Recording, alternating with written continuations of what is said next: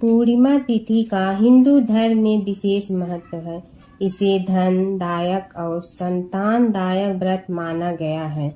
जो लोग पूरे विधि विधान से पूर्णिमा का व्रत करते हैं और पूर्णिमा के दिन चंद्रमा को अर्घ्य देते हैं, उन पर भगवान विष्णु और माता लक्ष्मी की विशेष कृपा होती है।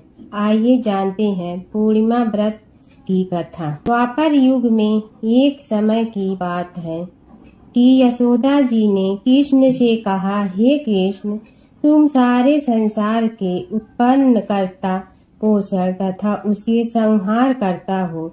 आज कोई ऐसा व्रत मुझसे कहो जिसके करने से मृत्युलोक में स्त्रियां को विधवा होने का भय न रहे तथा यह व्रत सभी मनुष्यों की मनोकामना पूर्ण करने वाला हो। श्री कृष्ण कहने लगे, हे माता, तुमने अति सुंदर प्रश्न किया है। मैं तुमसे ऐसे ही व्रत को सविस्तार कहता हूँ। सौभाग्य की प्राप्ति के लिए स्त्रियों को अर्थात 32 पूर्णिमाओं का व्रत करना चाहिए। इस व्रत को करने से स्त्रियों को सौभाग्य संपत्ति मिलती है। यह व्रत अचल सौभाग्य को देने वाला और भगवान शंकर के प्रति मनुष्य मात्र की भक्ति को बढ़ाने वाला है। यशोदा जी कहने लगी, हे कृष्ण, सर्वप्रथम इस व्रत को मृत्युलोक में किसने किया था, इसके विषय में विस्तार पूर्वक मुझसे कहो। श्री कृष्ण जी कहने लगे कि इस भूमंडल पर एक अत्यंत प्रसिद्ध राजा चंद्रहास से पालित अनेक प्रकार के रत्नों से परिपूर्ण काटिका नाम की एक नगरी थी। वहाँ धनेश्वर नाम का एक ब्राह्मण था और इसकी स्त्री अति सुशील रूपवती थी। दोनों ही उस नगरी में बड़े प्रेम से साथ रहते थे। घर में धन धान्य आदि की कोई कमी नहीं थी। उनको एक बड़ा दुख था, उनके कोई संतान नहीं थी, जिस वजह से वह बहुत दुखी रहते थे। एक दिन एक बड़ा तपस्वी योगी उस नगरी में आया। वह योगी बाकी सभी घरों से भिक्षा मांगकर भोजन किया करता था, लेकिन उस ब्राह्मण के घर से भिक्षा नहीं मांगा करता था। एक दिन योगी गंगा किनारे भिक्षा मांगकर प्रेम पूर्वक खा रहा था कि धनेश्वर ने योगी को यह सब करते देख लिया। सब कार्य किसी प्रकार से देख लिया। अपनी भिक्षा अनादर से दुखी होकर धनेश्वर योगी से बोले, और सभी घरों से भिक्षा लेते हैं, परंतु मेरे घर की भिक्षा कभी भी नहीं लेते, इसका क्या कारण है? योगी कहने लगा कि आपके धर्म हमें इस बात की आज्ञा नहीं देता है, क्योंकि अभी आप गृहस्थ जीवन में एक सुख से वंचित हैं। आपके घर संतान होने पर मैं आपके घर से भी भिक्षा स्वीकार कर लूंगा। उन्होंने कहा कि जिसे संतान नहीं है उसके घर से भिक्षा लेने से मेरे भी पतित हो जाने का भय है। धनेश्वर यह सब बात सुनकर बहुत दुखी हुआ और हाथ जोड़कर योगी के पैरों पर गिर पड़ा तथा दुखी मन से कहने लगा कि आप मुझे संतान प्राप्ति के उपाय बताइए। आप सर्वज्ञ हैं, मुझ पर अवश्य ही यह कृपा कीजिए। धन की मेरे घर में कोई कमी नहीं है, लेकिन मैं संतान न होने के कारण अत्यंत दुखी हूँ। आप मेरे इस दुख का हरण कीजिए। यह सुनकर योगी कहने लगे, तुम चंडी की आराधना करो। घर पहुंचकर उन्होंने यह सारी बात अपनी पत्नी को बताई और खुद वन में चला गया। वन में पहुंचकर उसने चंडी की आराधना की और उपवास किया। चंडी ने 16 दिन उसको सपने में दर्शन दिए और कहा कि हे धनेश्वर, जा तेरे पुत्र होगा, लेकिन उसकी आयु सिर्फ 16 वर्ष होगी। 16 वर्ष की आयु में ही उसकी मृत्यु हो जाएगी। अगर तुम दोनों स्त्री और पुरुष 32 पूर्णिमाओं को व्रत करोगे तो यह दीर्घायु हो जाएगा। जितनी तुम्हारी सामर्थ्य हो उतने आटे के दिए जलाकर शिव जी का पूजन करना, लेकिन पूर्णमासी 32 ही होनी चाहिए। सुबह होती ही तुम्हें इस स्थान के पास एक आम का पेड़ दिखाई देगा। उस पर चढ़कर एक फल तोड़कर अपने घर चले जाना। अपनी स्त्री का इस बारे में बताना। सुबह स्नान होने के बाद वह स्वच्छ होकर शंकर जी का ध्यान करके उस फल को खा ले। तब शंकर भगवान की कृपा से उसको गर्भ हो जाएगा। जब ब्राह्मण सुबह उठा तो उसे उस स्थान पर आम का पेड़ दिखाई दिया और वह उससे फल तोड़ने के चढ़ा, लेकिन वह पेड़ पर चढ़ नहीं पा रहा था। यह देखकर उसे बड़ी चिंता हुई। उसने भगवान गणेश की उपासना की और कहा, हे दयानिधि, अपने भक्तों के विघ्नों का नाश करके उनके मंगल कार्य को करने वाले, दुष्ट का नाश करने वाली, रिद्धि सिद्धि देने वाले, आप मुझे इतना बल दे कि मैं अपनी मनोकामना पूरी कर सकूं। इसके बाद वह पेड़ से फल तोड़कर अपनी पत्नी के पास पहुंचा। उसकी पत्नी ने अपने पति के कहे अनुसार इस फल को खा लिया और वह गर्भवती हो गई। देवी की कृपा से उसे बहुत सुंदर पुत्र पैदा हुआ। उसका नाम उन्होंने देवी दास रखा। माता पिता के हर्ष और शोक के साथ वह बालक बढ़ने लगा। भगवान की कृपा से बालक बहुत ही सुंदर था, सुशील और पढ़ाई लिखाई में भी बहुत ही निपुण था। दुर्गा जी के कथा अनुसार उसकी माता से 32 पूर्णमासी का व्रत रखा। जैसे ही 16वां वर्ग लगा, दोनों पति पत्नी बहुत दुखी हुए, कहीं उनके पुत्र की मृत्यु न हो जाए। उन्होंने सोचा कि अगर उनके सामने यह सब हुआ तो वह कैसा देख पाएंगे।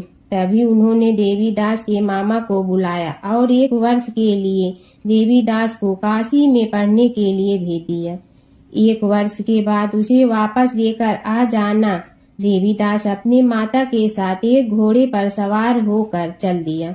उसके मामा को भी यह बात पता नहीं था। दोनों पति पत्नी से 32 पूर्णमासी का व्रत पूरा किया। दूसरी तरफ मामा और भांजा दोनों रात गुजारने के लिए रास्ते में एक गांव में रुके। उस गांव में ब्राह्मण की कन्या का विवाह होने वाला था। जिस धर्मशाला में वर और बारात के बाकी लोग रुके हुए थे, उसी धर्मशाला में देवीदास और उसका मामा ठहर गए। उधर कन्या को तेल आज चढ़ाने के बाद जब लग्न का समय आया तो वर की तबीयत खराब हो गई। वर के पिता ने अपने परिवार वालों से विचार विमर्श करके कहा कि यह देवीदास मेरे पुत्र जैसा ही है, मैं इसके साथ लगन करा दूं और बाद में बाकी सारे काम मेरे बेटे के साथ पूरे हो जाएंगे। ऐसे कहने के बाद वर के पिता देवीदास को मांगने के लिए उसके मामा के पास गए और उन्हीं सारी बात बताई। मामा ने कहा कि कन्यादान में जो कुछ भी मिलेगा वो हमें दे दिया जाए। वर के पिता ने बात स्वीकार कर ली। इसके बाद देवीदास का विवाह कन्या के साथ संपन्न हो गया। इसके बाद वह अपनी पत्नी के साथ भोजन न कर सका और मन में विचार करने लगा कि न जाने यह किसी पत्नी होगी। यह सोचकर उसकी आंखों में आंसू आ गए। तब वधू ने पूछा कि क्या बात है, आप उदास क्यों हैं? तब उसने सारी बातें पत्नी को बता दी। तब कन्या कहने लगी, यह ब्रह्मा विवाद के विपरीत है। आप ही मेरे पति हैं, मैं आपकी पत्नी रहूंगी, किसी अन्य की कभी नहीं। तब देवीदास ने कहा, ऐसा मत करिए, क्योंकि मेरी आय बहुत कम है, मेरे बाद आपका क्या होगा। लेकिन उसकी पत्नी नहीं मानी और बोली, स्वामी आप भोजन कीजिए। दोनों रात में सोने के लिए चले गए। सुबह देवीदास ने पत्नी को 4 नगों से जड़ी एक अंगूठी दी और एक रुमाल दिया और बोला कि हे प्रिय, इसे लो और संकेत समझकर स्थिर चित्त हो जाओ। मेरे मरण और जीवन जानने के लिए एक पुष्प वाटिका बना लो, उसमें सुगंधित वाली एक नव मल्लिका लगा लो, उसको प्रतिदिन जल से सींचा करे और आनंद के साथ खेलो कूदो। जिस समय और जिस दिन मेरा प्राणांत होगा उस दिन यह फूल सूख जाएंगे। जब यह फिर से हरे हो जाए तो जान लेना मैं जीवित हूँ। यह समझाकर वह वहां से चला गया। इसके बाद वह जब वर और बाकी बाराती मंडप में आए तो कन्या ने उसे देखकर कहा कि ये मेरे पति नहीं है, मेरे पति वह हैं जिनके साथ रात में विवाद हुआ है, इसके साथ मेरा विवाह नहीं हुआ है। अगर यह वही है तो यह बताए कि मैंने इसके क्या दिए हैं। साथ ही कन्यादान के समय को आभूषण मिले उन्हें दिखाए। कन्या की ये सारी बातें सुनकर वह कहने लगा कि मैं यह सब नहीं जानता। इसके बाद सारी बारात भी अपमानित होकर लौट गई। भगवान कृष्ण बोले, हे माता, इस प्रकार देवी दास काशी चला गया। कुछ समय जब बीत गया तो एक सर्प उसको डसने के लिए वहां आया, लेकिन वह उसको काट नहीं पाया, क्योंकि उसकी माता ने पहले ही 32 पूर्णिमा का व्रत कर लिए थे। इसके बाद खुद काल वहां पहुंचा। भगवान की कृपा से तभी वहां माता पार्वती और भगवान गणेश आ गए। देवी दास को मूर्छित दशा में देखकर माता पार्वती ने भगवान शिव से प्रार्थना की, महाराज, इस बालक की माता ने पहले ही 32 पूर्णिमा के व्रत कर लिए हैं, आप इसको प्राण दे। भगवान शिव ने माता पार्वती के कहने पर उसे प्राण दान दे दिया। उधर उसकी पत्नी उसके काल की प्रतीक्षा कर रही थी। उसकी पत्नी ने जाकर देखा कि पुष्प और पात्र दोनों ही नहीं है तो उसको बहुत आश्चर्य हुआ, और जब उसने देखा कि पुष्प वाटिका फिर से हरी हो गई तो वह समझ गई कि उसका पति जिंदा हो गया है। इसके बाद वह बहुत ही प्रसन्न होकर अपने पिता से कहने लगी कि मेरे पति जीवित हैं, उनको ढूंढिए। जब 16वां वर्ष व्यतीत हो गया तो देवी दास भी अपने मामा के साथ काशी चल दिया। इधर उसकी पत्नी के परिवार वाले उसे ढूंढने के लिए जा रहे थे कि उन्होंने देखा कि देवी दास और उसका मामा उधर ही आ रहे थे। उसको देखकर उनके ससुर बहुत प्रसन्न हुए और उसे अपने घर ले आए। वहाँ सारा वर्ग इकट्ठा हो गया और कन्या ने भी उसे पहचान लिया। देवी दास ने इसके बाद अपनी पत्नी और मामा को लेकर वहाँ से चल दिया। उसके ससुर ने भी उसे बहुत धन दहेज दिया। जब वह अपने घर की तरफ चल रहा था तो उसके माता पिता को लोगों ने खबर कर दी, तुम्हारा पुत्र देवी दास अपनी पत्नी और मामा के साथ आ रहा है। ऐसा समाचार सुनकर पहले तो उन्हें विश्वास नहीं हुआ, लेकिन जब देवी दास आया और उसने अपने माता पिता के पैर छुए तो देवी दास के माता पिता ने उनका माथा चूमा और दोनों को अपने सीने से लगा लिया। दोनों के आने की खुशी से धनेश्वर ने बहुत दान दक्षिणा ब्राह्मणों को दे दिया। श्री कृष्ण जी कहने लगे कि इस तरह धनेश्वर को 32 पूर्णिमा का व्रत के प्रभाव से संतान प्राप्त हुई। जो स्त्रियां इस व्रत को करती हैं वह जन्म जन्मांतर तक वैधव्य का दुख नहीं भोगती हैं और सदैव सौभाग्यवती रहती हैं। यह मेरा वचन है। यह व्रत संतान देने वाला और सभी मनोकामना को पूर्ण करने वाला है। एक समय की बात है कि विष्णु भगवान का विवाह लक्ष्मी जी के साथ निश्चित हो गया। विवाह की तैयारी होने लगी। सभी देवताओं को निमंत्रण भेजे गए, परंतु गणेश जी को निमंत्रण नहीं दिया। कारण जो भी रहा हो, अब भगवान विष्णु की बारात जाने का समय आ गया। सभी देवता अपनी पत्नियों के साथ विवाह समारोह में आए। उन सब ने देखा कि गणेश जी कहीं दिखाई नहीं दे रहे हैं। तब वे आपस में चर्चा करने लगे कि क्या गणेश जी को कोई न्योता नहीं दिया है या स्वयं गणेश जी ही नहीं आए हैं। सभी को इस बात पर आश्चर्य होने लगा। तभी सब ने विचार किया कि विष्णु भगवान से ही इसका कारण पूछा जाए। विष्णु भगवान से पूछने पर उन्होंने कहा कि हमने गणेश जी के पिता भोलेनाथ महादेव को न्योता भेजा है। यदि गणेश जी अपने पिता के साथ आना चाहते हैं तो आ जाते। अलग से न्योता देने की कोई आवश्यकता भी नहीं थी। दूसरी बात यह है कि उनको 1.25 मन मूंग, 1.25 मन चावल, 1.25 मन घी और 1.25 मन लड्डू का भोजन दिन भर में चाहिए। यदि गणेश जी नहीं आएंगे तो कोई बात नहीं। दूसरे के घर जाकर इतना सारा खाना पीना अच्छा भी नहीं लगता। इतनी वार्ता कर ही रहे थे कि किसी एक ने सुझाव दिया, यदि गणेश जी आ भी जाए तो उनके द्वारपाल बनाकर बैठा देंगे कि आप घर की याद रखना। आप तो चूहे पर बैठकर धीरे धीरे चलोगे तो बारात से बहुत पीछे रह जाओगे। यह सुझाव भी सबको पसंद आ गया तो विष्णु भगवान ने भी अपनी सहमति दे दी। होना क्या था कि इतने में गणेश जी वहां आ पहुंचे और उन्हें समझा बुझाकर घर की रखवाली करने बैठा दिया गया। बारात चल रही थी, तब नारद जी ने देखा कि गणेश जी तो दरवाजे पर ही बैठे हुए हैं। तो वे गणेश जी के पास गए और रुकने का कारण पूछा। गणेश जी कहने लगे कि विष्णु भगवान ने मेरा बहुत अपमान किया है। नारद जी ने कहने लगे कि अपनी मूसक देना को आगे भेज दे, तो वह रास्ता खोद देगी, जिससे उनके वाहन धरती में धंस जाएंगे। तब आपको सम्मान पूर्वक बुलाना पड़ेगा। अब तो गणेश जी ने अपनी मूसक सेना जल्दी से आगे भेज दी और सेना ने जमीन पोली कर दी। जब बारात वहां से निकली तो रथों के पहिए धरती में धंस गए। लाख कोशिश करे परंतु पहिए नहीं निकले। सभी ने अपने अपने उपाय किए परंतु पहिए तो नहीं निकले, बल्कि जगह जगह से टूट गए। किसी की समझ में नहीं आ रहा था कि अब क्या किया जाए। तब तो नारद जी ने कहा, आप लोगों ने गणेश जी का अपमान करके अच्छा नहीं किया। यदि उन्हें मना कर लाया जाए तो आपका कार्य सिद्ध हो सकता है और यह संकट टल सकता है। शंकर भगवान ने अपने दूत नंदी को भेजा और वे गणेश जी को लेकर आए। गणेश जी का आदर सम्मान के साथ पूजन किया। तब कहीं रथ के पहिए निकले। अब रथ के पहिए निकल के परंतु टूट फूट गए तो उन्हें सुधारे गए।